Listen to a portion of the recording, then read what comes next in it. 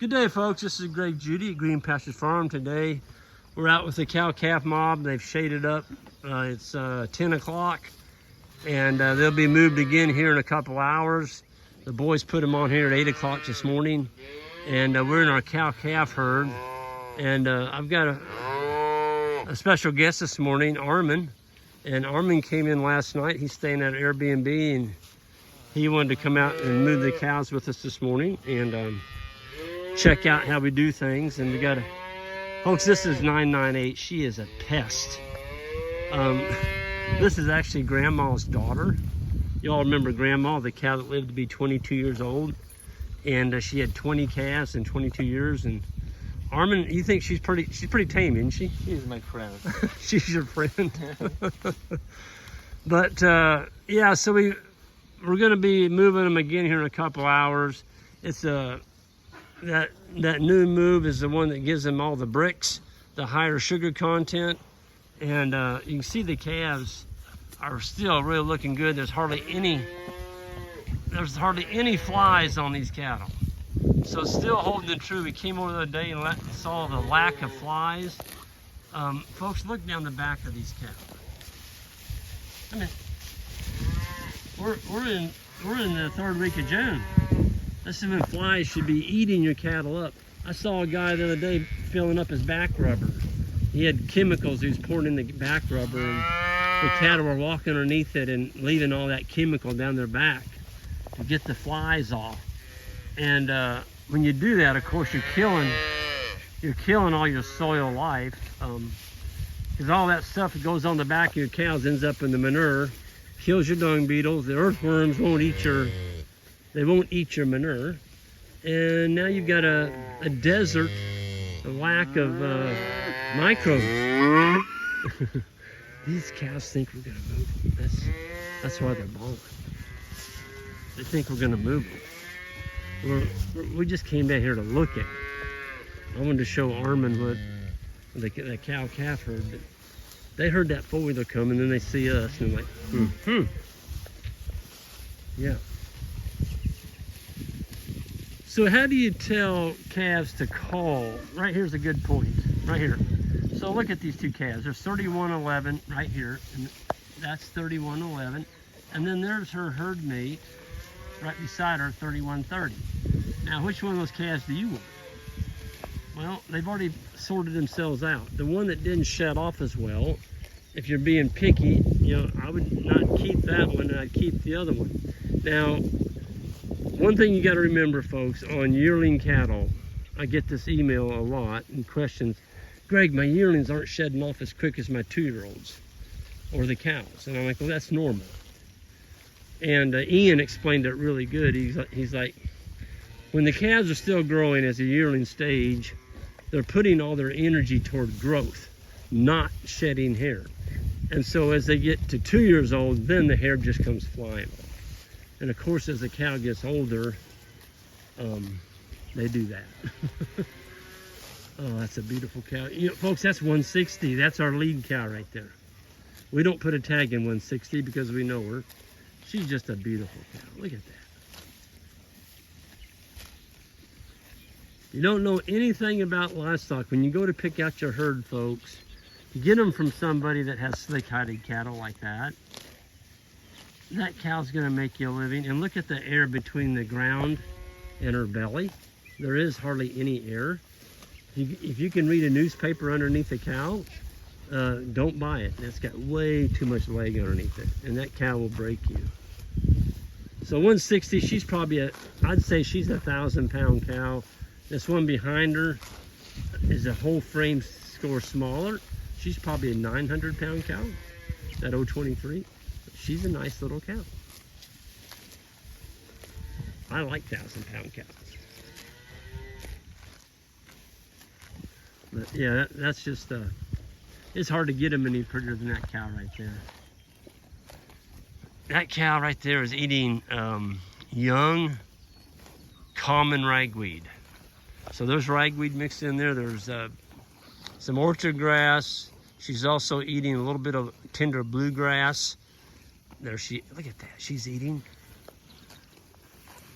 By golly, she did. She's eating lance leaf ragweed. Folks, lance leaf is the bad one, but see, it's tender right now. There, she ate some more of it, some more of it. Look at that, she's eating lance leaf ragweed. Folks, lance leaf ragweed, by the end of July, when you rub it between your fingers, you can't get your fingers apart. It's got a real black, sticky tannin in it. Just, oh, it's nasty. But right now, she's eating it. It's tender. What does that lance leaf ragweed got in it? Well, I can tell you, it's got different compounds in it than the grasses do. And it's just like a salad bar. You know, some people don't like boiled eggs on their salad. I do, but some people don't like jalapenos. Well, you can pick. But if you just only have one item to pick from, which is salad, you know, basically the lettuce, there's not much variation there. But cows are just like us. They like to have a diversity in their diet. And if you give them the ability to select a really nice diet, they can look like that. And they can look like that without feeding them any grain. They don't need any grain. That's right, you heard me. They're herbivores, they're not grainivores. These animals were designed to eat forage that you and I cannot digest. And that's because they got multiple stomachs that help break that down. And they got a big rumen, we call it a fermentation tank, with all these billions of little microbes in there, helping them digest that forage. And they turn it into meat, and in a couple weeks they're gonna be getting bred and giving us another calf crop. So, folks, it's the most amazing animal there is on the planet, a herbivore. And I'll tell you why. They're putting on weight on their own body. They're building a calf inside them after they get bred, and they're raising the calf that's on the ground. You call that a 3-in-1 package. And they're doing it all from sunlight. No fossil fuel required. Folks, ruminants, they rock the world. They rock the world. And all these crazy, uneducated people, professionals, are saying, oh, we got to get rid of the cows. They're destroying the environment. They're idiots. They're idiots. They're educated idiots. They don't have a clue. We take these things off the landscape, we're all dead. We got to have them. That's because they're sequestering carbon, and they're putting it back into the ground where it belongs. It doesn't belong in the air, it belongs in the ground. There's photosynthesis going on out here, folks, big time. But if you take animals off the landscape, it'll all just turn to a decadent thatch. It doesn't intercept any solar energy. None.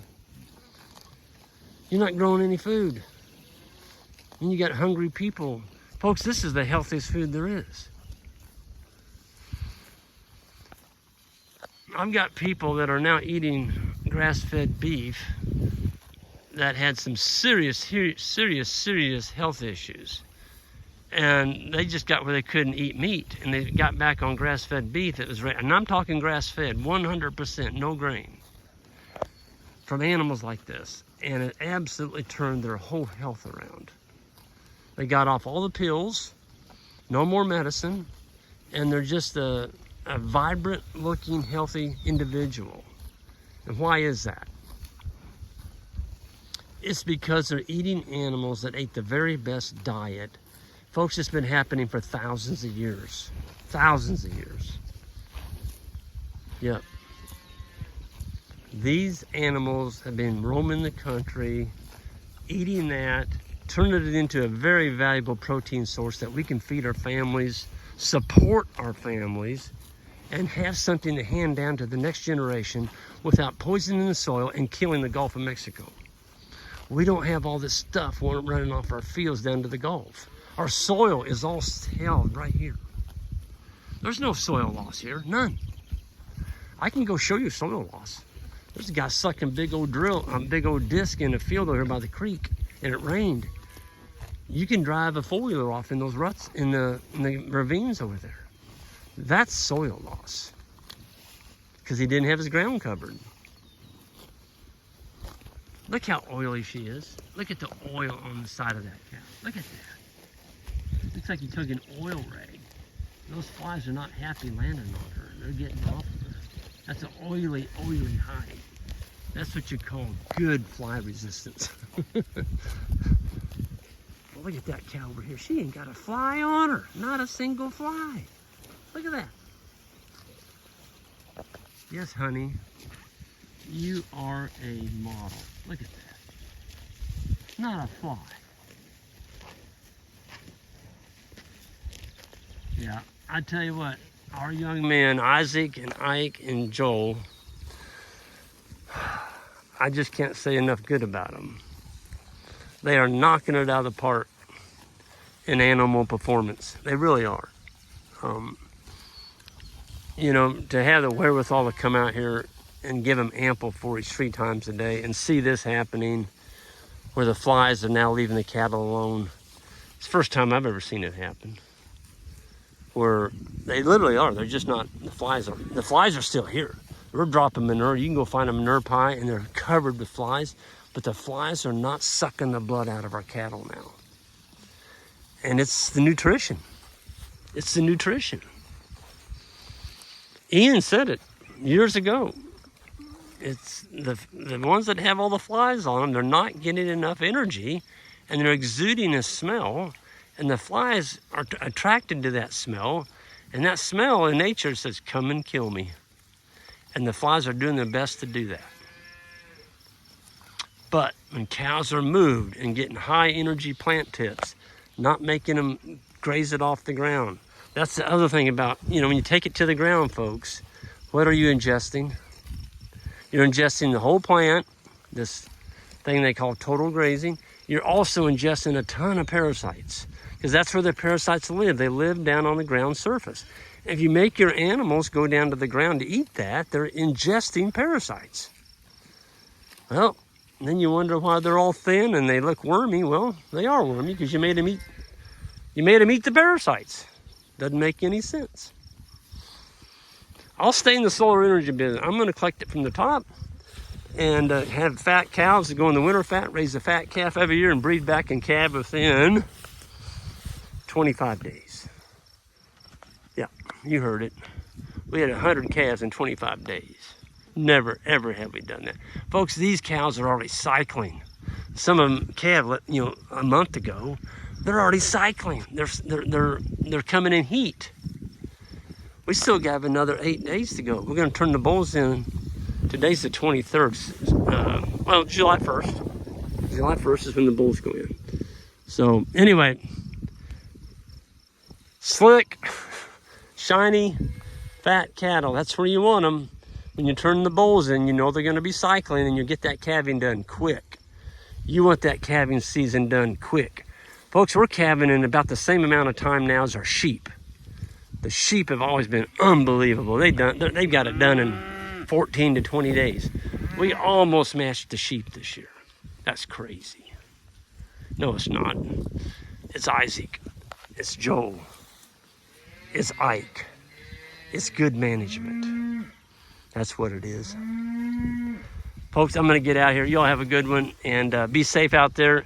I'll be seeing some of y'all at Seymour. That's at the Powerflex grand opening on the retail store at Seymour. That's July 12th and 13th. I'll be giving a couple of talks down there. And bring your list, you know, stuff that you need for your farm. You get a one-time 15% discount. That's real money, folks, kept in your pocket. Y'all have a good one, and we'll see you next time.